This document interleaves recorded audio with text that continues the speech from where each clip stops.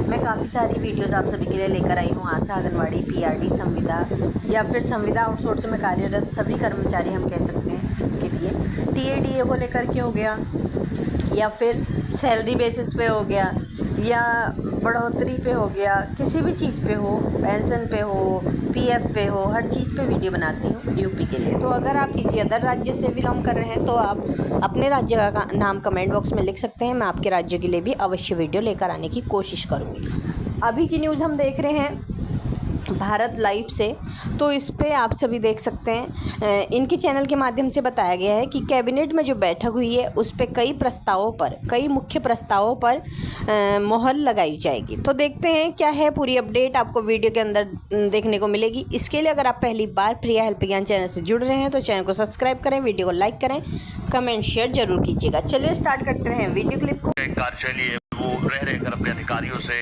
अपनी टीममेट से संवाद करते रहते हैं। कभी फिजिकल संवाद साथ में बैठ के, कई बार वीडियो कॉन्फ्रेंसिंग के जरिए कसावट रहे प्रशासनिक स्तर पर भी। इसके अलावा मंत्रालय क्या कुछ कर रहे हैं उसकी भी हमेशा समीक्षा करते रहते हैं योगी आदित्यनाथ। लेकिन आज ये माना जा रहा है कि कई बड़ी सौगातें मिल सकती हैं। मेरे साथ मेरे सहयोगी रवि जुड़ चुके हैं राजधानी लखनऊ से। रवि, 2027 पर तो सबकी निगाहें रहेंगी, लेकिन उससे पहले अब जितनी बार मीटिंग्स होगी सबको लगेगा कि कुछ बड़ी सौगात निकल कर आएगी। आज क्या एक्सपेक्ट किया जा रहा है? बिल्कुल 16 से ज़्यादा ऐसे प्रस्ताव हैं जिन पर आज की जो कैबिनेट की बैठक है उसमें मोहर लग सकती है, जिसमें वकीलों को एक बड़ा तोहफा है सरकार दे सकती है इस कैबिनेट की बैठक के जरिए। और आपको बता दें कि जिस तरीके से मानदेय हो या मासिक जो भत्ते हैं उनमें बढ़ोतरी कर सकती है। उसके अलावा मोलालगंज की जो रजिस्ट्री के लिए ज़मीन है उसको भी लेकर बैठक में मोहर लग सकती है। उसके अलावा आपको बता दें कि चाहे भदोही हो, मुरादाबाद, औरैया, ललितपुर, कानपुर नगर व आपकी नई जेलों के निर्माण के प्रस्ताव को भी इससे बैठक में मंजूरी मिल सकती है। चिकित्सा और स्वास्थ्य सेवा विभाग के दंत श्रवण सेवा नियमावली में परिवर्तन प्रस्ताव को भी मंजूरी मिल सकती है। तो कई ऐसे प्रस्ताव हैं जिन पर आज की कैबिनेट की बैठक में मोहर लग सकती है। करीब 16 से ज़्यादा ऐसे प्रस्ताव हैं जिनको लेकर चर्चाएं थी। सबसे बड़ा जो प्रस्ताव है वो वकीलों को सरकार तोहफा दे सकती है। जो उनका मानदेय है या उनका जो मासिक भत्ता है उसमें भी बढ़ोतरी कर सकती है। आज की कैबिनेट की बैठक में 5 बजे ये कैबिनेट की बैठक मुख्यमंत्री आवास में शुरू हुई है। कुछ देर में बैठक खत्म होगी, उसके बाद ब्रीफिंग होगी, उसके जरिए ही पूरी जानकारी साफ की जाएगी कि आज की कैबिनेट की बैठक में क्या कुछ प्रस्ताव थे जिन पर मोहर लगी। जी, कसावट को लेकर योगी आदित्यनाथ बहुत जाने जाते हैं। तो आप सभी देख सकते हैं एक्सप्रेस लाइव के मुताबिक आप सभी को ये न्यूज़ देखने को मिल रही है। इसी के ज़रिए मैं आपको इस न्यूज़ के बारे में बता रही हूँ। तो लखनऊ से लाइव है यहाँ पर रवि जी, वो भी आपको बता रहे हैं। और यहाँ पर कैबिनेट की जो बैठक है उस पर किस किस को सौगात दी जाएगी इसके बारे में बात चल रही है। लेकिन अभी कैबिनेट की बैठक जो है वो कंप्लीट नहीं हुई है, तो पूरे प्रस्ताव ये लोग नहीं बता सकते। जैसे ही मतलब बातें निकल कर आती हैं वैसे आप सभी को मेरे नेक्स्ट वीडियो के माध्यम से पता चल जाएगा कि किस किस को प्रस्ताव में मोहर लगी है, किस किस के बारे में योगी जी ने किसको क्या क्या सौगातें दी हैं। पूरी जानकारी आपको देखने को मिलेगी। इसके लिए चैनल पर बने रहें। चलिए स्टार्ट करते हैं आगे। सब पर उनकी पैनी नजर रहती है, तो कहीं ना कहीं रिपोर्ट कार्ड क्या हुआ मंत्रालय में, क्या नहीं हुआ, कौन सी चीजें आपको चाहिए थी, मेरे पास तक क्या कुछ कागज पहुंचे, इन तमाम चीजों को लेकर भी मंथन चिंतन अमूमन करते रहते हैं योगी आदित्यनाथ जी।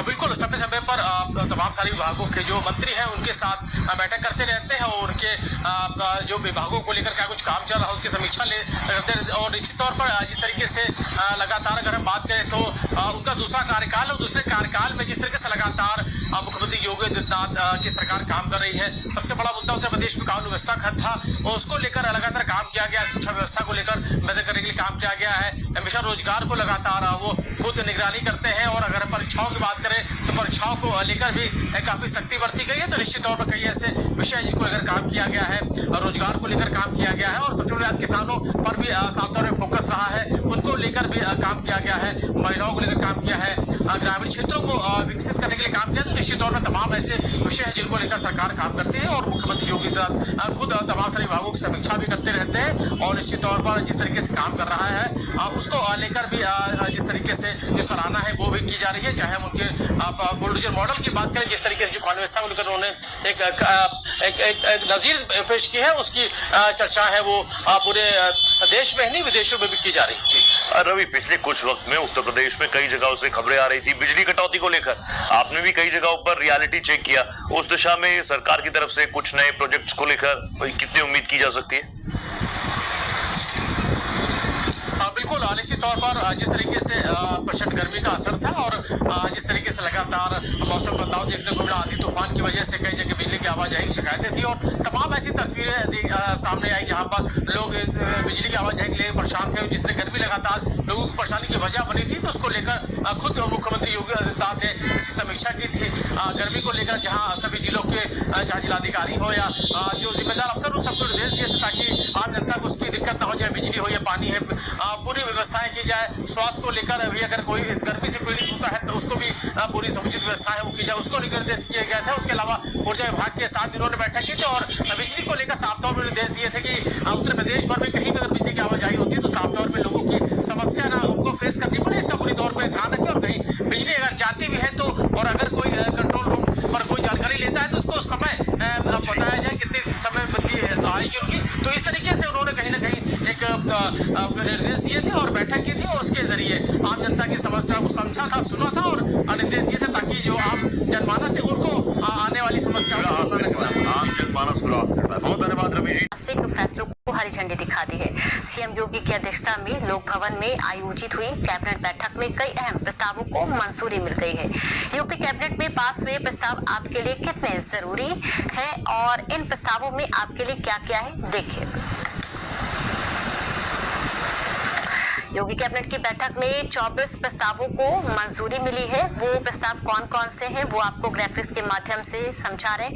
बैठक में किसानों, परिवहन व्यवस्था, न्यायिक क्षेत्र और जेल प्रशासन से जुड़े कई प्रस्तावों को हरी झंडी दिखाई गई है। मक्का का MSP 2400 रुपए प्रति क्विंटल तय हुआ है। 5 जून से इसकी खरीद भी होगी। इसके अलावा और क्या फैसले हुए हैं वो भी आपको बता रहे हैं। 31 जुलाई तक मक्का भी चलेगी।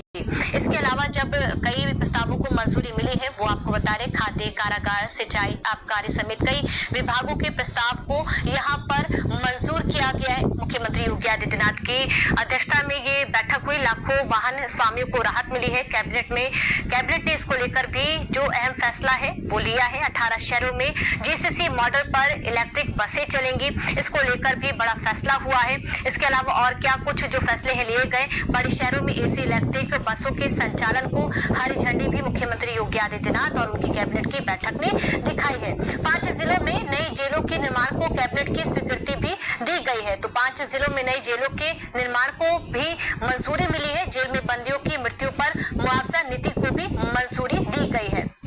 इसके अलावा और क्या फैसले हैं वो भी आपको बता रहे। सरकारी वकीलों के मानदेय और भत्तों में 50% तक बढ़